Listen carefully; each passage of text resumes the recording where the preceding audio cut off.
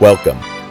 My name is Cory Sky, and this is one man's journey to becoming a sexually confident alpha male. Today, we are talking with one of my former students about his journey, as well as a variety of topics that I feel are extremely important for any man that is looking to become a more attractive, confident version of himself.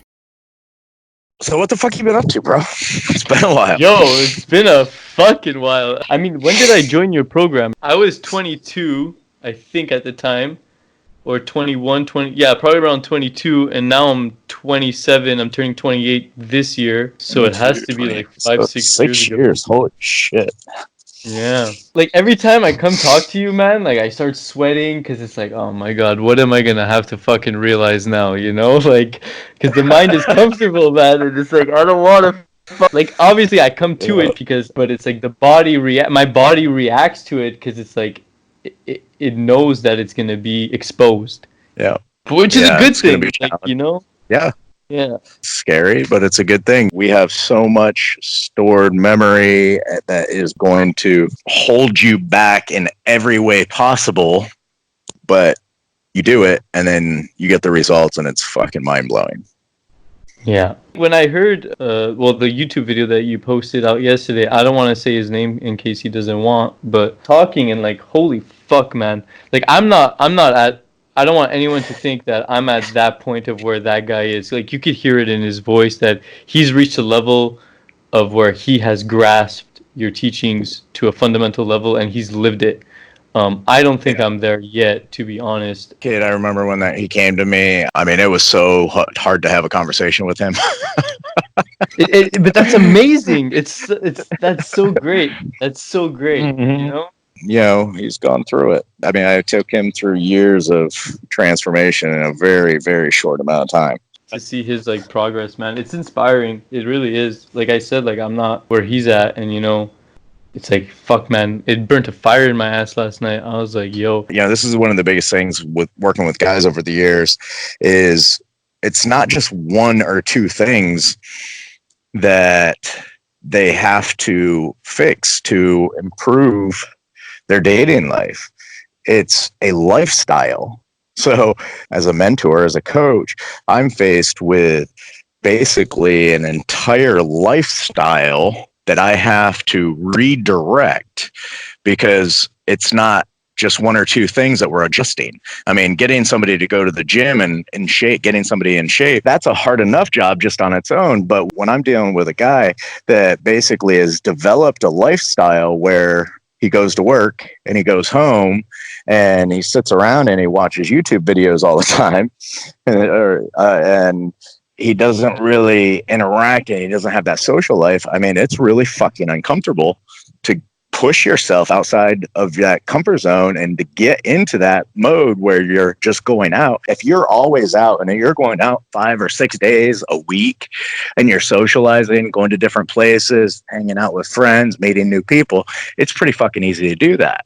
You only go out 1 day a week or 2 days a week and you spend most of the time by yourself on the computer.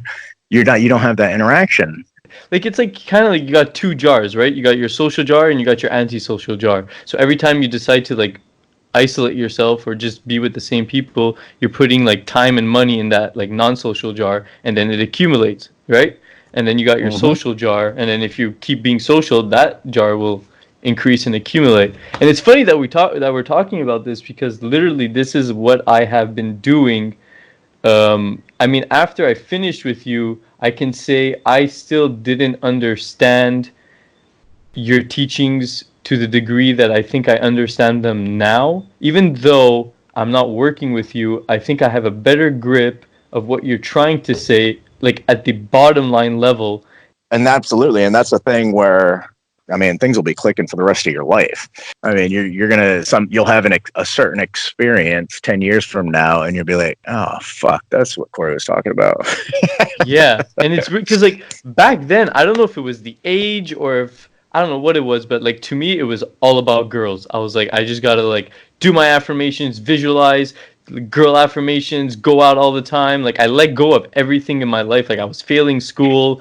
Wasn't really working. I was like, I lived at home, but I was still like, you could call it paycheck to paycheck because I was just going out buying drinks, getting hammered all the time. I think I was just too immature to like understand the value of what you were saying. I was like basing my value on like the number of girls that I would get, you know? Like how dumb is that?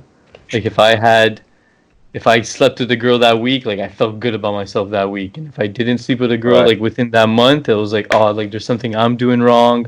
I'm not good enough, blah blah blah. And then I moved away and then I just started realizing, okay, well, like I wasn't happy back then. Like, okay, maybe I was like having sex, but like that wasn't giving me value because even if after I had sex with a girl, I was literally always insecure of like when is the next time I'm gonna meet another one. So there was like Right. nothing to it. There was no substance, man. It was so empty. And now I've like kind of like I visualize my life like I have like these pillars, you know, and I the pillars can be like your spiritual, like physical health and like mental health, and then like I think intellect is good too, and then like an artistic side to you. And I try to like do something every day to build those pillars up, to build a foundation of myself.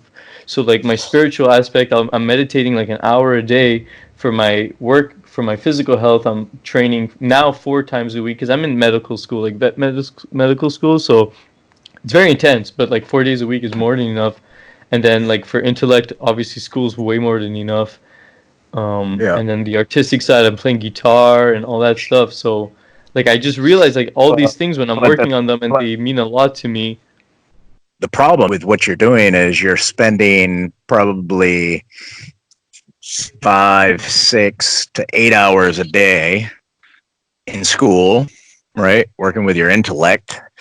And then you're taking a half hour or an hour to quiet your mind to be with that part of you.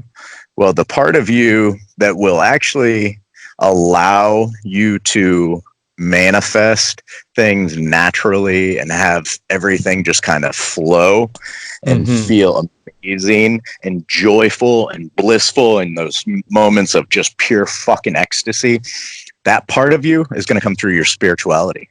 Yeah, yeah, and I realize that when, especially in meditation, like when I have I hate to call them good sittings because you should, what it is what it is. Like it's not good nor bad, but like let's say one where I'm actually entering it into a deep state, my whole day changes, my interaction with people changes, I'm happier on the inside, and I realize like I think meditation is like number one for anybody because it just allows you to be with the present moment and then you experience your body not with your mind but with whatever it is, like the consciousness that is within you, you know? And it's Well, here's the thing, and when in my earlier teachings and stuff, I didn't understand meditation because most of my life I didn't think.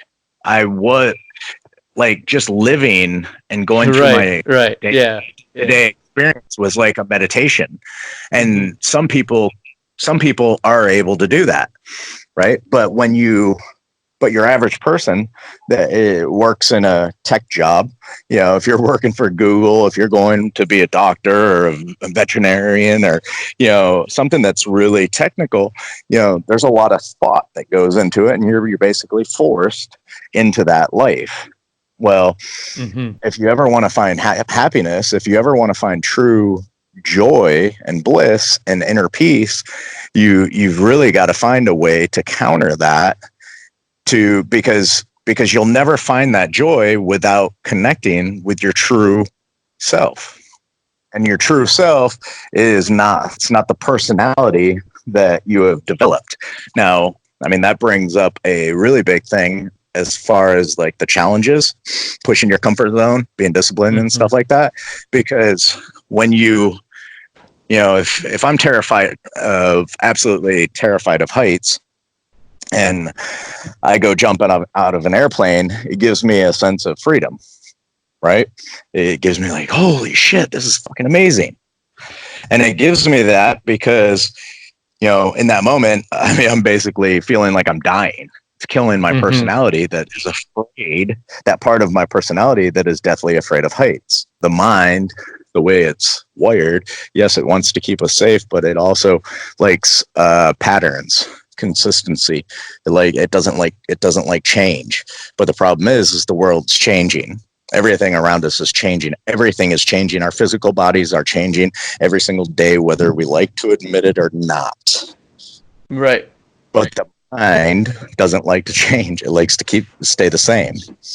Yeah, because the mind doesn't like to change, because in order for you to accept change, that means that there's a part of you that is wrong, that is not true. So, and the mind doesn't want to face that, because if the mind has to accept that, then the only logical step next is to change it for your own benefit, you know? So, like, if you, like, are scared of heights, and you could be like, oh, I could live my whole life without it, like without jumping off planes and stuff.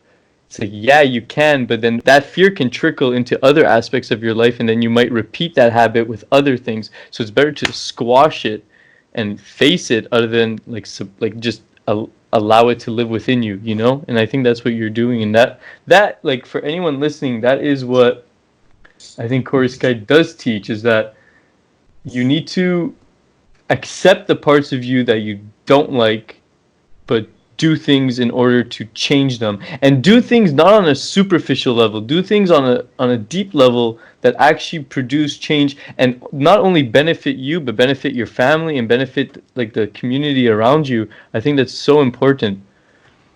Absolutely. If you become less fearful, that means you become more courageous, and if you can become more courageous, then you can be more courageous for your family in times of stress. And if you can hold that for your family, you can expand that to your community. So essentially, you're like changing the world by improving yourself. It's absolutely phenomenal. It's great. I mean, one of the biggest things that I work with all of my clients on, pushing you outside your comfort zone, getting you to be more courageous on a daily basis, getting you to be more outspoken, getting you to be more optimistic, getting you to be more free-spirited and talkative. Because I mean, I remember when I met you, you were pretty deep in your shell. I was stoned all the time, and just like, I remember when I came down to you're in Sarasota. And then Sarasota, okay, and I remember talking to you outside, and I was like, I don't really like weed. It doesn't make me feel good, and then you're like, then why the fuck are you smoking it? And I was like, oh yeah, it's true. Like, so dumb, man. I don't understand. When I meditate, I realize like how much my mind is trying to plan stuff and figure things out, and like put myself in like hypothetical situations. Just like that's the nature of the mind. And like when I see that, like when I'm seeing it like from an outside perspective, I realize like I kind of like have empathy for my mind, because it's like it must be so tiring for it to do that all the time. So like I kind of see that in other people as well, you know? Absolutely. The busier we get and the more we have going on, and especially with technology and stuff, and the more pressure that's put on us, and with our jobs and stuff, there's no question that the mind is in crazy overload, for just working in ways that it wasn't designed to work. And we're basically losing the true essence of who we are as human beings, as a human being, as an individual, because our minds are taking over. Many people are falling into this trap where we're believing that we are our mind, but that's not true. Yeah, well, I was just going to say, like, the reason why your mind is doing that is essentially just to protect you, you know? Like, that's why I have empathy for it, because your mind is always planning and always thinking of the future, because in a sense you're being bombarded with so much stimuli that your mind it feels like it always needs to be preparing for like the next thing, because you have so much coming at you. So like that's where I come in with that empathy standpoint. It's like your mind is doing essentially what it needs to be doing, but you're just it's overkill, you know? It's overstimulated. Our entire education system is literally designed to put us in our heads and become smart intellectually. And in order to become successful, you need a good education, right? And you need to do good you need to get good grades. You need to learn more and learn more and learn more and learn more and learn more.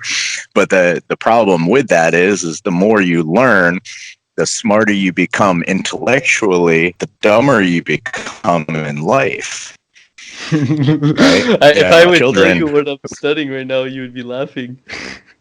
Oh, I'm sure. I'm at a veterinarian school in the Caribbean, so I have to be studying knowledge all the time. Yeah. We live in a society where we do have to feed our intellect, and we do need knowledge to be successful and to get through our lives. But at the same time, as a whole, we have the highest rates of mental illness.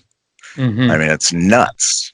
And it's not just the uneducated people that are having the mental illnesses. It's the smart people. It's the educated people. It's that are taking antidepressants and mood stabilizers and anger management shit to balance them out. And it's really important, I think, for everyone to find some sort of a tool, whether it be meditation or something, to really put their mind into check, because it can really get out of control. One thing that I found that is a really powerful tool to put the mind in check is to do shit that you don't want and be disciplined with it. Like, make a commitment for 7 days that you're gonna wake up at 5 or 6 a.m.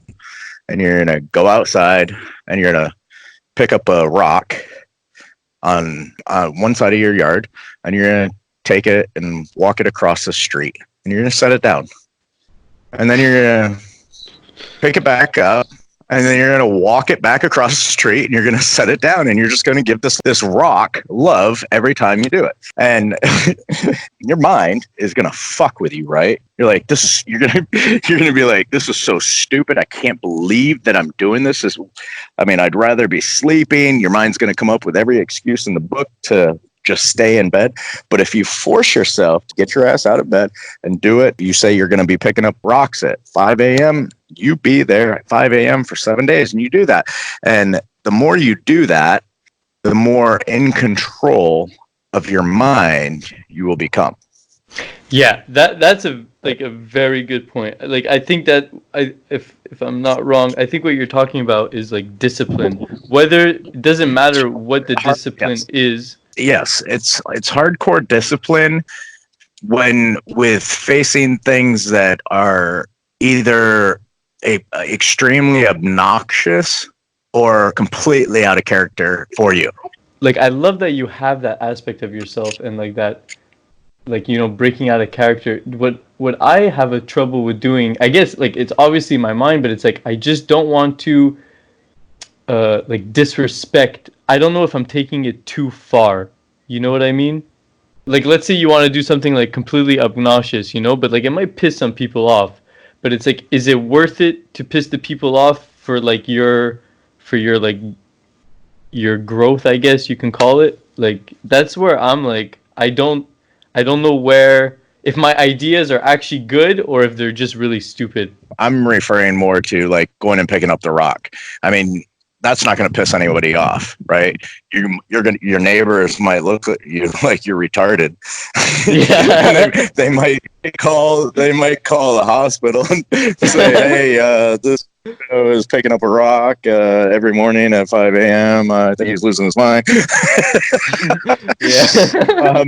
And what that does is it not only is training your mind and quieting your mind and putting it in its place, it's teaching you, by doing something like that, it's teaching you to not give a fuck what other people think. And it's teaching your mind to not worry about what other people think. One thing that I personally used was like the ice bath as an example of pushing my comfort zone. I hate cold weather, right? I can't stand cold weather. I don't like being cold, but here I am going and sitting in a 40-degree ice bath, freezing my nuts off. And even though there's days where my mind will fuck with me and come up with excuses, but I just don't allow that to happen. I just follow through.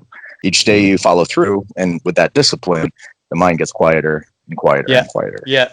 It's like going to the gym, you know? Like the first week that you go, you're going to have that high where like you really want to go. And then the second and third week come in is when the excuses start coming. And I think those excuses are always going to be there for the rest of your life. Although if you don't give into those excuses, they become weaker. So the part of your mind that is disciplined and does do it, you're reinforcing that. My mind it's not that it's evil or anything. It's trying to protect me, but it's like it's just trying to be my mother. But you got to move out of that, you know. Well, I mean, and it's acknowledging your true power. I mean, your true power is not inside your mind. As long as you live in your mind, you'll never realize your true power. As long as you live in your mind and you're allowing your mind to control you, you'll never know what true joy and bliss and ecstasy is. The law of attraction is always working.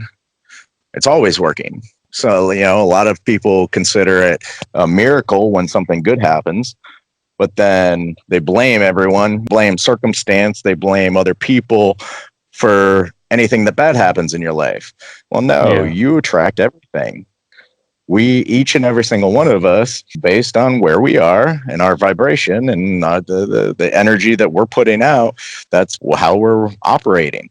And, fully accepting that you are a spiritual being is a huge part of my teachings. And it's a huge part of who you are. And the sooner you accept that, the sooner you're going to be within your own power. It really is a beautiful thing. It is, man. And like you were saying before, like blaming society or blaming, I think that's one thing I really don't do. And like, just so for like anyone listening, like I know we say this all the time, like this is not about girls at all. And like, it really, really, really isn't. It's like actors, I'm sure they can get laid as much as they want, like these like famous actors, especially the young good looking guys, and like you hear them on the news like depressed, or they're going to like check themselves in for like whatever it is, and it's like that makes you realize like this, like having sex or like getting that gratification from women is not what's going to fulfill you. What's going to fulfill you is realizing what's important in your life and dedicating yourself to those aspects. I don't know if you agree with that, but that's what I've come to realize.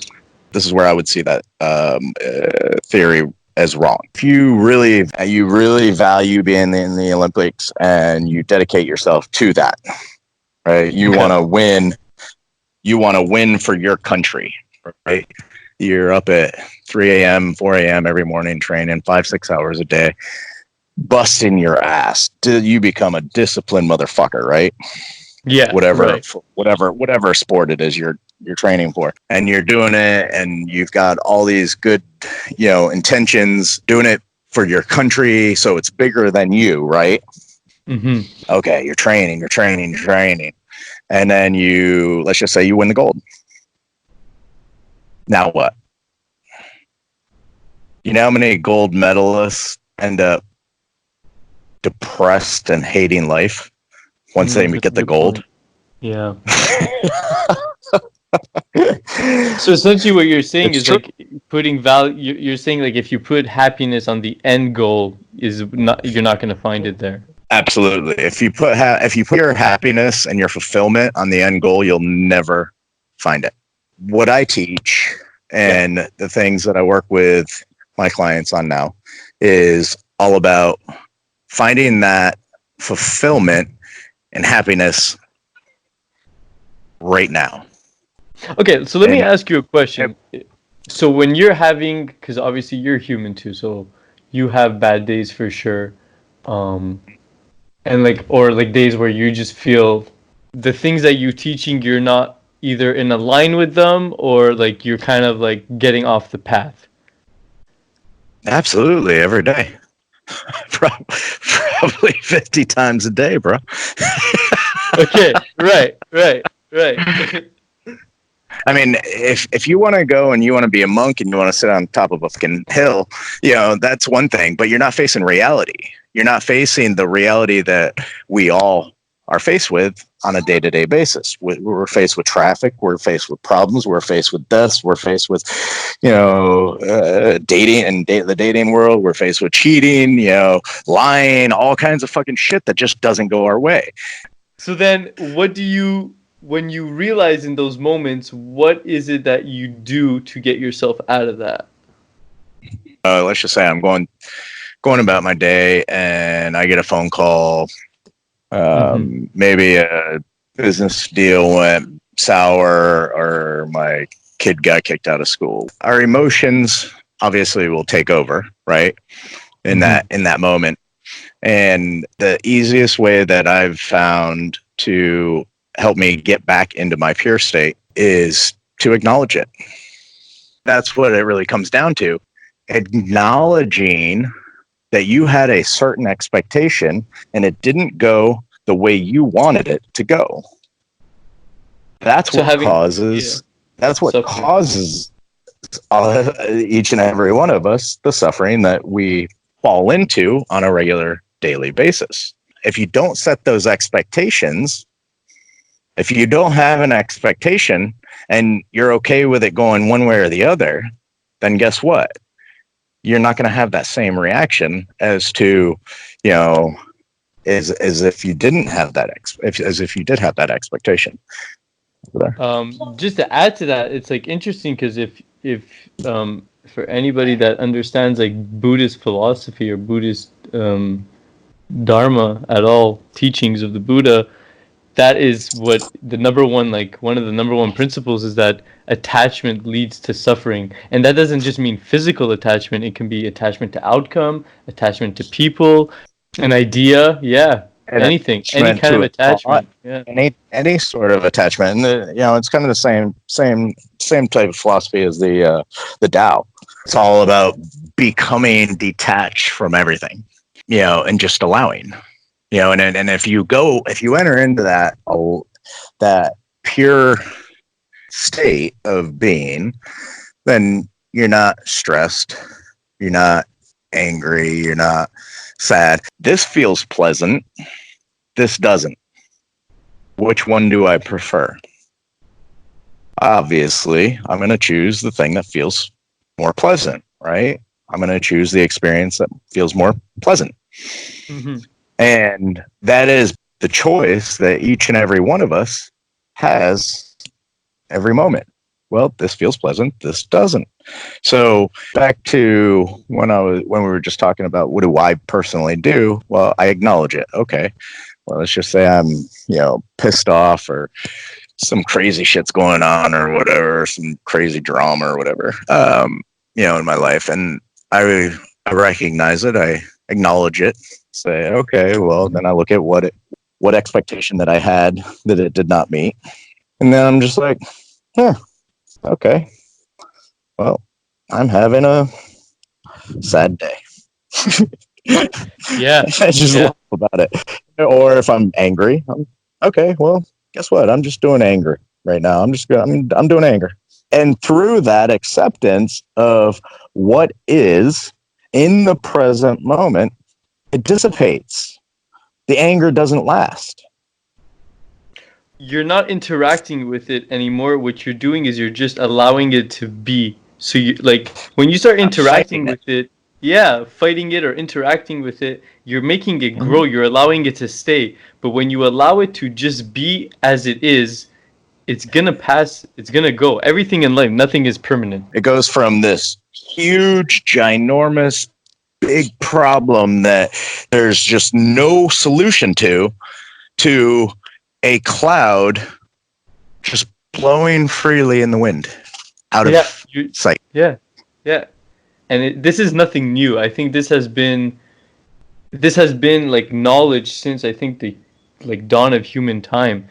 Like this kind of philosophy. This was acknowledged by Buddha. This was acknowledged by Jesus Christ. This was acknowledged by the Tao. This stuff's been around for thousands of years. Yeah. What we're talking about But the thing is, I mean, we live in such chaos. It is absolutely critical that people start jumping on board with this stuff and really doing this kind of stuff, because if you live in constant stress day after day after day after year after year after year, you formulate disease. Cancer's at an all-time high. Stress leads to cancer. Our bodies are incredible. I mean, you get a cut, it heals itself. You don't need to think about your body healing itself. If you get a cut, it just next thing you know, a couple weeks later, the cut is healed, right? That's Well, the literally what problem I'm is, learning about right now. Like immune system, it's incredible. right, what is the one thing that the immune system will not go and attack it and try to heal it? I don't know. Stress. On a cellular level, whatever it is that when our bodies are stressed, that is the one thing that our bodies can't heal. Our immune system, Right. I see what you're saying. Yeah, it reacts to stress, but it won't heal it. Yeah, I see what you're saying. Okay. You're in constant fight mode. Do you choose to die or do you choose to live? It's your choice. And it all starts with that acknowledgement. It's so important to be honest with yourself and not just. That's why I think honesty is so important. Not just with not just why I think you should be honest with other people is because if you start lying to other people, you don't know when you're lying to yourself, and if you start lying to yourself, then you can't acknowledge when you're actually fucking up, and then you can stay in a mode of suffering and not even know it. When you lie to someone else, that is completely out of alignment with your pure self, right? I want to ask you a question, because I took your honesty teachings. I don't know if I took it too far. I remember I was with my ex-girlfriend and her mom was on a diet, and I was like on the honest mindset. You're gonna laugh about this. And she's like, "Hey, like I've been losing weight. Like, do you think like does it show?" And like, cause I had such a no filter, I was like, "Oh, not really." And like, I don't know if I was being a dick or if it like I was doing the right thing, you know? Oh my god. I told my ex-girlfriend's mom that no, you don't look any better. Oh my goodness. In a positive way, it's going to motivate the fuck out of her. Right. Yeah. In a negative way, she's going to get pissed and she's going to start binge eating. Well, I guess here's the question that you need to ask yourself is, how do you like to make other people feel? Obviously good. So that's just a question that you gotta, morally ask yourself. Yeah. Yeah. Let's talk about girls. If there's one thing I know for sure is that with girls, I'm definitely authentic. I speak my mind and I won't agree with them just for agreeing with them. I'll be myself, even if it's something they don't want to hear, even if it is to disagree with them. Like, that's one thing I know for sure. In terms of girls, checking me out or girls coming up to me or things happening like that doesn't happen. To be honest, I've never had an experience to the point of how you've explained it, where everything just falls deep. I mean, don't get me wrong, I've had amazing time with some girls, but I still think there's something in me that is blocking me from having the experience that you show, or talk about. Yeah. I mean, my ex-girlfriend, we clicked like that. I was in love, she was in love. Sadly, it just didn't work out for our own reasons, but it wasn't bad. I still think there's a big part of me that's a pussy almost, I mean, there's two things to that. One, I mean, the one thing I would say that you've kind of never really let go of is your mind. You're still too living too much in your head. And even with your meditation, doing an hour a day, that's not enough. It's kind of like somebody that prays to Jesus and goes to church one day a week, and then the rest of the day they're out fucking doing drugs and living a fucked up lifestyle, doing all kinds of wrong. I mean, the meditation should not be an hour a day. I mean, it should be. It's a way of life. It's a way of being. Right. It's all about living more in the present moment. When you live more in the present moment, that's what will allow you to create amazing connections, incredible connections with women. there's the other part of it that I feel like you're lacking, and that's just the fundamentals of being a fucking man. I that and I see, like, even when I'm just talking to people, like when I'm in a social situation, like I realize when a guy is like like he's just comfortable, he's able to speak freely, he's calm, he's comfortable, and I'll have episodes of that, but that is not my natural state. You're putting a high priority on trying to balance and like live a good life and stuff, but that's still a lot of, you know, you're gonna be out of balance. Accept that. you know, you're gonna spend, you know, months at a time focusing on this one part of your life, and other parts of your life are gonna fucking suffer. It's just the way of the world. There's no way around that. You know, because the time and effort that you need to put in to certain things is just, I mean, it's tremendous. You know, and in order to really master yourself, you have to get to know yourself. You have to get to understand yourself. You got to uncover yourself, your true identity of who you are as a man. And you've got to, once you've detached from everything, you know, in the physical world, then it's creating whatever the fuck identity that you want. Right. But, you know, I really feel that that foundation for you is still lacking. No matter how many times you do affirmations and say you're a sexy motherfucker, no matter how many times somebody chants out loud and you know, does all these affirmations saying, you know, I'm strong and I'm attractive and all this stuff, you can only say it so many times. Yes, you might start attracting some things, but fundamentally, you need to go through some shit to become a man. You need to learn the fundamentals of getting your fucking ass beat and picking yourself back up. I think once I finish school, hopefully you're still going to be doing this. I'm going to start working, start making money, and then I think I'm going to come back to you and try to do some one-on-ones, because I have to admit it to myself, like I'm lost in that aspect. You know, I don't know what to do and I don't know where to go, and you're a person who has lived it, and don't get me wrong, I've had a threesome, like I've been with some beautiful girls. I'm not, I don't want anyone to think like I'm like some sex depraved guy. Like that's not the case. It's not what I want it to be. If you want to reach that level of success that I speak of, and you want to be able to get to that point, it's there and it's possible, but you have to be willing and committed to going all in, because there's no half-ass with this stuff. I agree. Especially the guys that come to you, like if there were anything like me when I started, like a lot of us are even shy to ask questions. Like when I first started, I was shy to ask you like a question, even though I was paying for it. Like I was just worried, you know, that like what was I gonna sound like or whatever. And so like that's why I think the one-on-one is so important, because they need to have that like direct connection with you without having like anything in between, you know. If there's any last words, if you are listening to this, if you're still listening to this, if you're not bored of us, but if you're still listening to this, that means your subconscious mind or your mind, whatever the fuck you want to call it, you Googled this on YouTube, or YouTube gave this to you as a recommendation, whatever the fuck it is. There has to be something that brought this to you, or you went out actively searching for it. So that means that this is a part of your life that you want to address.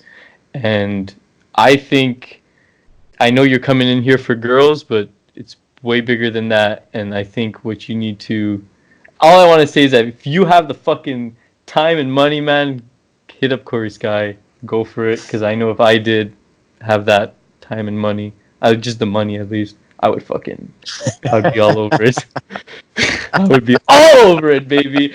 And I would do everything you fucking told me to do. I'm fucking fed up of fucking being quiet in a group and not knowing what to goddamn say. So. All right, well, Leo, it was good talking to you, bro. Oh yeah, man. Thanks, man. I appreciate that.